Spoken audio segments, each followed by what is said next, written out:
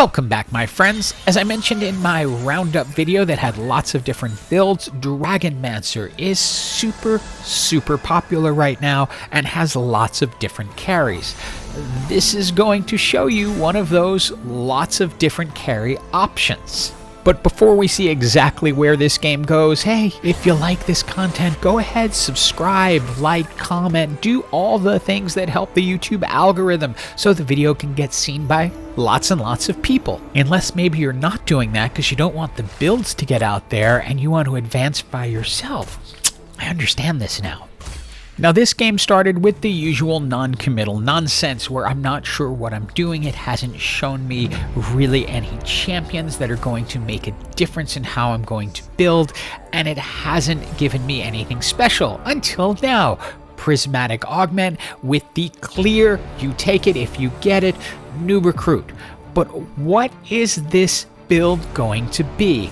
I'm just going to go ahead and start rolling through to see if I can figure out what's going to make sense. And you're going to see my brain start melting at the real lack of possibilities here. I have a Nunu, so I kind of like to do something like that, but I'm not seeing much that's going to work with it. But maybe I can go ahead and do a Dragonmancer Nunu build. That's of course if I can get all the right things for it later.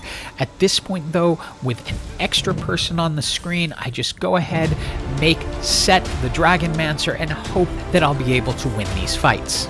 The nice thing with new recruit is as long as you get a couple of 2-star champions, you're likely going to be able to beat other teams since most of them are only going to have 3 players. It's possible that someone else got new recruit as well, but with a dragon blessed set, you have a really good chance of starting off with a win.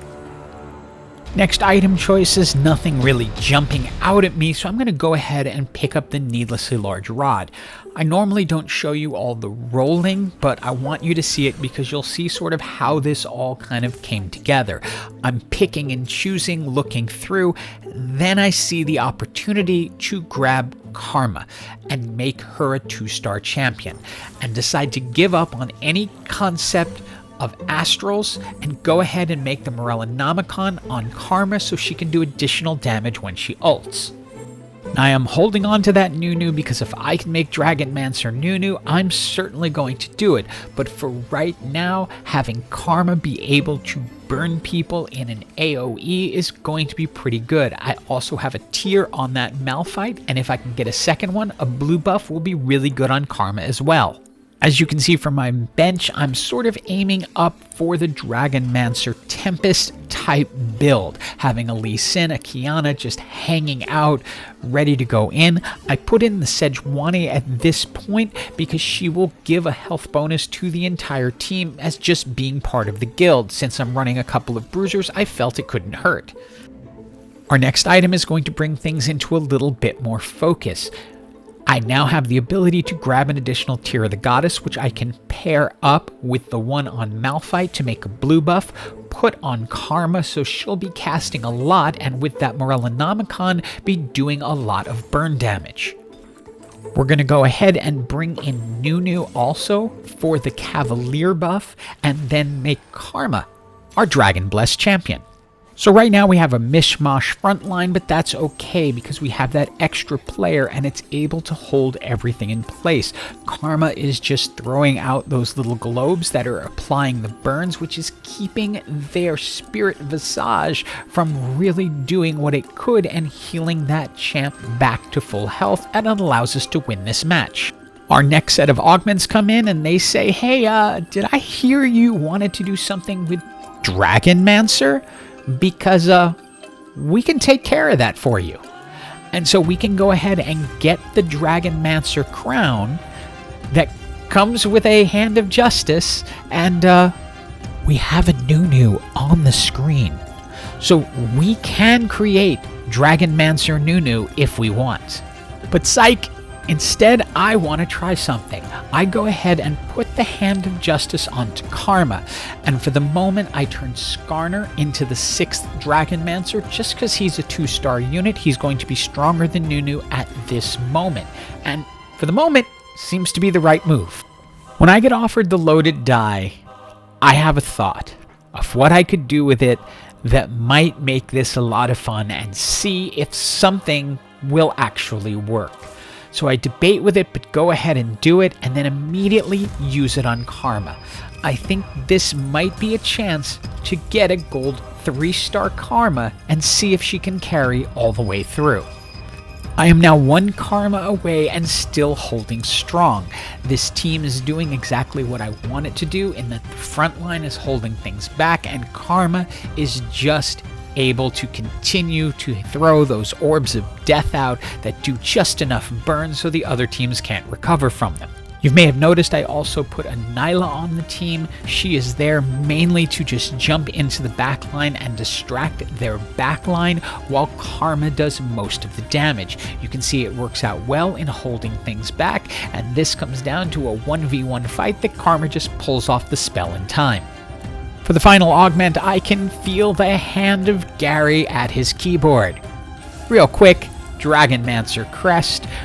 We can now very, very easily get ourselves to the 8 Dragonmancers, because we just need 1 more, and there's got to be a Yasuo out there somewhere. And even though Nunu isn't 2 stars yet, we can go ahead and put him into the match as we keep searching for the final Karma. We're picking up everything we can, and then there she is, our gold 3-star Karma. And right now, this is really just a one-woman show. Our Volibear is only 1 star. We still have a Skarner acting as a Dragonmancer. This front line is going to fall apart and leave it as a 5v1. But don't fear, that one can do the job.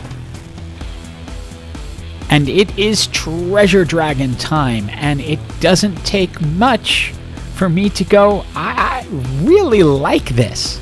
I have a magnetic remover, so I can go ahead and change the blue buff on Karma so she's casting even more often than she already is.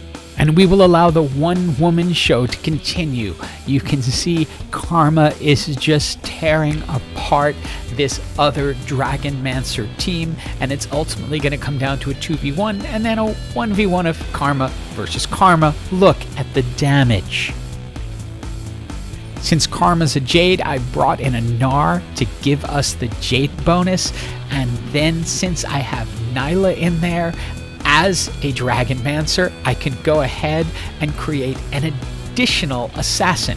For now, I'm putting all buffs onto Skarner because I do plan to get rid of him, but as if having the gold Karma wasn't enough, yeah, here's a gold Lee Sin with a rapid fire cannon. And lest we not notice the static shiv on Kaisa, that is going to lower the magic resist of the opposing team, making Karma even stronger.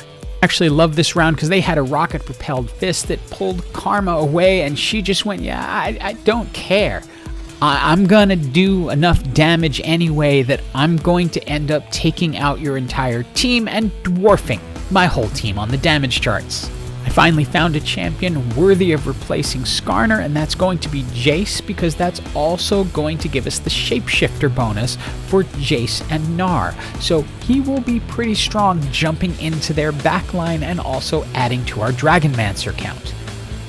And then we face an absolutely beautifully set Whisper team with a well-itemized Siphon who can do a ton of damage, but Karma doesn't care. She's just gonna knock them out and finish off the whole team. And with that, we are into the top 4. For our final item, what I'd really like is a Yasuo, but I will take a Dragon's Claw to just continue to tank up my front line.